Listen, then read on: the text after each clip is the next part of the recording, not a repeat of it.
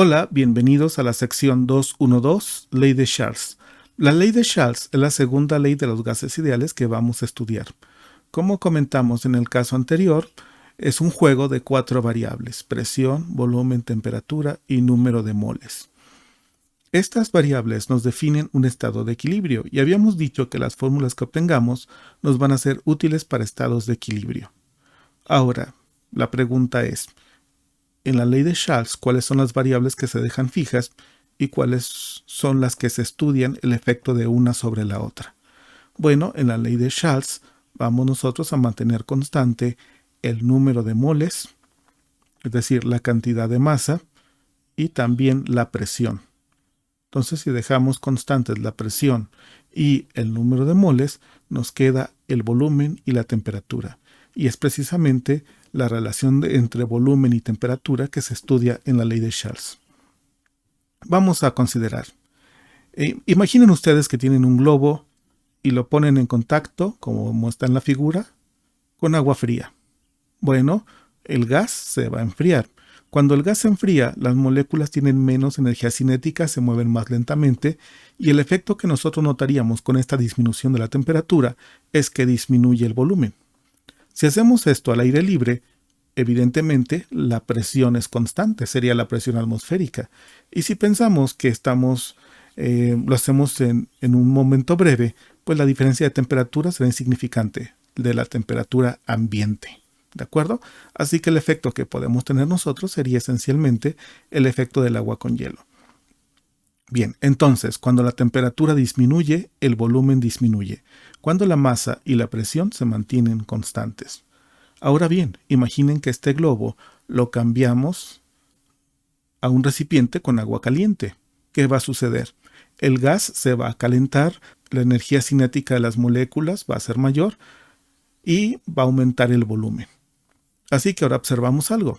Cuando aumenta la temperatura, aumenta el volumen y viceversa. Así que podemos pensar o podemos darnos una idea que tendremos entre volumen y temperatura una proporcionalidad directa. Hasta aquí todo parece muy sencillo. Sin embargo, hubo un gran problema. El último avance que se tuvo hasta este momento de nuestro estudio, que se tuvo en el estudio de los gases, fue la ley de Boyle en el siglo XVII, en los años 1600. Tuvieron que pasar más de 100 años para el siguiente avance, que fue la ley de Charles. Y ahorita vamos a ver por qué. Consideren esta tabla. Aquí tenemos un mol de hidrógeno que se mantiene a una presión constante de 1 atmósfera. Y vemos la variación entre la temperatura y el volumen. La temperatura está en grados centígrados y el volumen en litros. Aquí observamos el primer problema. Piensen, por ejemplo, en 2 puntos contiguos. Consideremos 20 grados y 40 grados centígrados. Observen que a 20 grados centígrados el volumen es de 24.0760 litros y a 40 grados centígrados es de 25.7186. Y aquí tenemos un primer problema.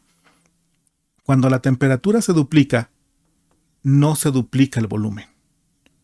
Para poder pensar nosotros en una proporcionalidad directa y tener una expresión matemática, al duplicar la temperatura se debe duplicar el volumen. Sin embargo, esto no sucede. Cuando se duplica la temperatura, ¿se duplica el volumen? Será la primera pregunta que nos haríamos y ya estamos viendo que no.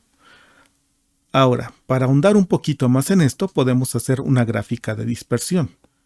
La gráfica de dispersión de los datos es esta. Entonces, para que nosotros podamos pensar al ver la gráfica si tenemos una proporcionalidad directa, la respuesta es evidentemente que no.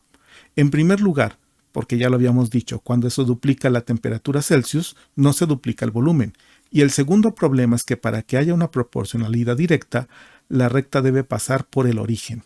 Y si vemos la gráfica de dispersión, es evidente que no ocurre. Por lo tanto, la conclusión es: no tenemos una proporcionalidad directa. Si bien es cierto que cuando aumenta la temperatura aumenta el volumen y viceversa, no podemos hablar de una ecuación que nos dé la proporcionalidad directa que estamos buscando. Bien, este fue el motivo por el cual no se tuvo avances en el estudio de los gases. Tracemos una recta que una los puntos y continuémosla como se muestra en la gráfica que están viendo. Aquí nos damos cuenta de algo. Esta recta va a tocar el eje de las X, que en este caso la temperatura en grados centígrados, a menos 273.15 grados centígrados. Lord Kelvin consideró que esta es la temperatura más baja que podríamos tener. Esto implicaría que las partículas del gas ya no tienen movilidad, su energía cinética sería cero, entonces todo movimiento molecular cesaría en este punto. Ahora una pregunta, ¿por qué el punto es hueco?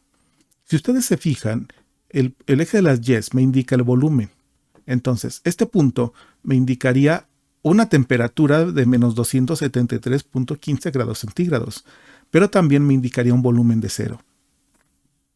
Y evidentemente, las moléculas no desaparecen. Podrán las partículas estar sin energía cinética, pero serán prácticamente muy juntas unas con otras. Pero de eso a que desaparezca la materia no es posible. Por eso el punto es hueco, porque físicamente no tendría sentido. Pero esta temperatura de menos 273.15 es bastante interesante. Y como ya vimos en la unidad 1, Lord Kelvin la consideró como el cero de su escala absoluta. ¿Por qué la línea no continúa hacia abajo? Bueno, porque si continúa hacia abajo, esta recta estaría en el tercer cuadrante, lo que significa temperatura negativa. Bueno, en grados centígrados sí podemos tener temperaturas negativas, pero el problema es el volumen. No podemos tener volúmenes negativos. Así que continuar esa línea hacia abajo no tiene sentido físico. Pero esta temperatura de menos 273.15 grados centígrados, que Lord Kelvin definió como el cero absoluto, sí es muy importante. Si nosotros pasamos la temperatura a kelvins de la tabla que ya habíamos visto, pues nos damos cuenta que no tenemos algo que indique que la temperatura se duplica y el volumen también. Ahora sí, el equivalente a mis 20 grados centígrados, que es el 293.15, y los 40 grados centígrados, pues no implica que la temperatura se duplicó y el volumen tampoco. Muy bien, si nosotros graficamos ahora estos datos y continuamos con la recta, esta recta pasará por el origen. Entonces, esto es algo importante. La recta pasaría por el origen y, aunque no se alcanza a ver en la tabla, si duplicamos la temperatura, se duplica el volumen. Ojo, la temperatura estando en kelvins. Entonces, la conclusión de esto es muy importante. Si la temperatura es absoluta, entonces sí tenemos una proporcionalidad directa y sí podemos encontrar una ecuación. La ley de Charles nos indica lo siguiente. Después de todo esto que hemos dicho, ya sabemos que se mantiene constante la cantidad de gas y la presión. Y también ya vimos que el volumen y la temperatura son directamente proporcionales, con una condición. La temperatura debe ser absoluta. ¿Qué pasa si la temperatura no es absoluta? No tenemos proporcionalidad directa y la ley de Charles no es válida. Por lo tanto, la ley de Charles establece que el volumen de una muestra dada de gas a presión constante es directamente proporcional a su temperatura absoluta, y esto es importante. Si pensamos en lo que hicimos antes, entonces el volumen y la temperatura absoluta, aquí representada con una T mayúscula, son directamente proporcionales. Ya sabemos que para pasar a una ecuación necesitamos una constante de proporcionalidad. Si despejamos, me queda que el volumen entre temperatura es igual a un valor constante. Este valor va a depender de la presión y de la cantidad de gas. Si cambiamos la presión o la cantidad de gas, el valor de esta constante será diferente. Pensemos ahora en una masa fija de gas a presión constante, pero a dos condiciones distintas de volumen y temperatura. Es algo parecido a lo que hicimos con la ley de Boyle, pero ahora aplicado a la ley de Charles. Para la primera condición tenemos que el volumen 1 entre temperatura 1 es igual a K. Para la segunda condición tenemos volumen 2 entre temperatura 2 igual a K. Como estas K es el mismo valor, podemos igualar y por lo tanto me queda volumen 1 entre temperatura 1 es igual a volumen 2 entre temperatura 2. Esta ecuación es la que vamos a utilizar con una condición muy importante. La temperatura siempre debe ser absoluta. Vamos ahora con un ejercicio para terminar. Calcule el volumen final a 20 grados centígrados de una muestra de 60 metros cúbicos de gas, originalmente 80 grados centígrados si la presión no cambia. Como estamos considerando que es una muestra, vamos a considerar que su masa es constante y también me indican que la presión no cambia. Así que esto ya me indica que debo usar la ley de Charles. La fórmula es esta, la que acabamos de ver, y también ya sabemos, implica 4 cantidades. Para poder resolverse yo necesito conocer 3. De otra forma no puede resolverse. Vamos haciendo una tabla con los datos que tenemos y entonces mi volumen inicial son 60 metros cúbicos, mi volumen final es el que desconozco, me están pidiendo, y la temperatura 1 son 80 grados centígrados. Como ya vimos, necesitamos que la temperatura sea absoluta, así que debo convertir esto a kelvins. ¿Cómo lo hago? Sumando 273.15.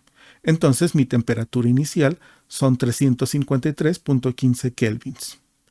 La temperatura final son 20 grados centígrados. Hacemos lo mismo.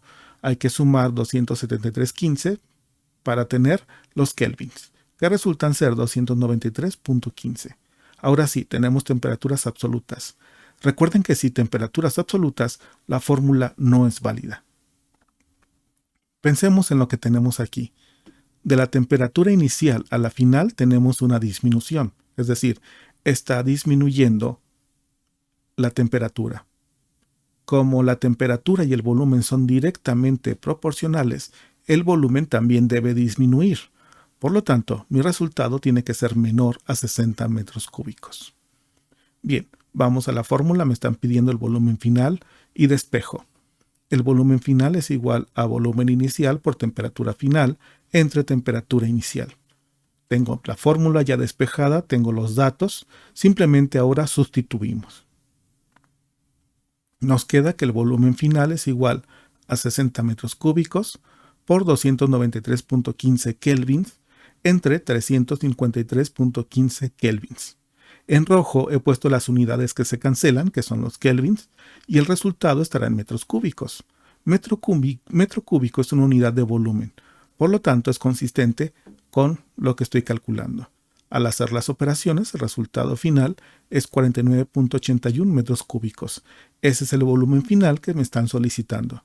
Es menor a 60, como ya lo habíamos comentado, por lo tanto puedo considerar que mi resultado es correcto. La fórmula de la ley de Charles y la ley de Boyle son muy sencillas. Los despejes también lo son. Debo tener cuidado con la congruencia dimensional. Hasta aquí esta sección. Muchas gracias.